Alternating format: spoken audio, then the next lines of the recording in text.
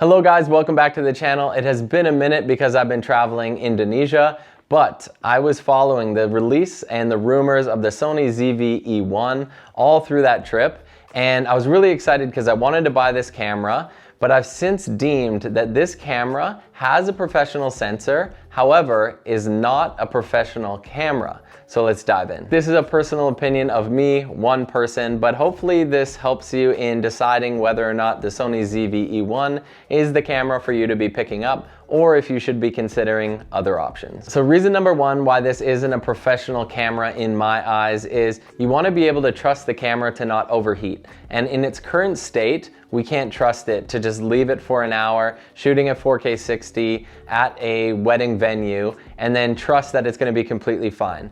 A reason for that is like the A7S III has the body, or the bigger body, to support better cooling. However, the Sony ZV-E1 doesn't really have that. It has a smaller body, which is good for some in terms of compactness. However, the utility of having a camera that doesn't overheat is more important to me. All right, reason number two why the Sony ZV-E1 is not professional in my eyes is it only supports one SD card slot. And that might not seem that important to you, but until you've had a memory card crap out on a client job, you'll never truly understand the importance of redundant recording. If you're enjoying this video, please give it a like. It goes a really long way in helping my channel get noticed, and let's dive back in. The next one is very personal to me, and that's no EVF. So for me, I am a hybrid shooter, and oftentimes I'm just one person on the job with one camera, maybe a B cam in case the A cam craps out. But I like shooting on one camera. So through that, I like the ability to take photos. Yes, you can take photos on the ZV-E1, that's totally fine. But without an EVF, which I use all the time for photography, this doesn't serve as a hybrid professional camera. And I know a lot of people will say, well, it's intended only for video, but it does have good photo capabilities, and it would have been nice to see an EVF included. All right, number four is full-size HDMI. So yes, it does have like a micro HDMI, which you then can adapt, but if you're always using a monitor, it's kind of like a non-negotiable. You're gonna want a full-size HDMI into your camera like the Sony a7 IV or the a7S III or the FX3.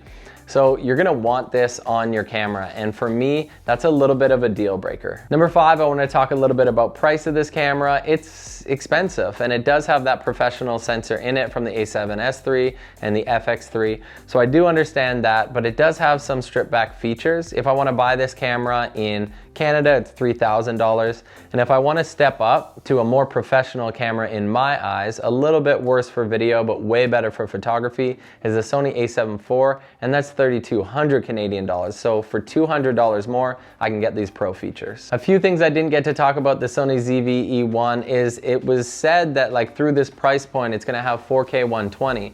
Well, now they're stripping that back because I think of the overheating issues. So I don't think it was lasting too long on 4K 120. So they said maybe in the future they'll be updating this and you'll be getting 120 on this camera. I foresee that maybe happening this year, but I honestly can't trust that 120 is really gonna come to the Sony ZV-E1, especially considering that smaller body size. And with that smaller body size and overheating, we didn't really talk about ergonomics, but this camera just doesn't feel as good in the hand, and when you're shooting video, unless you're all rigged up with a cage, that is important, just like how the body feels in terms of movement for video.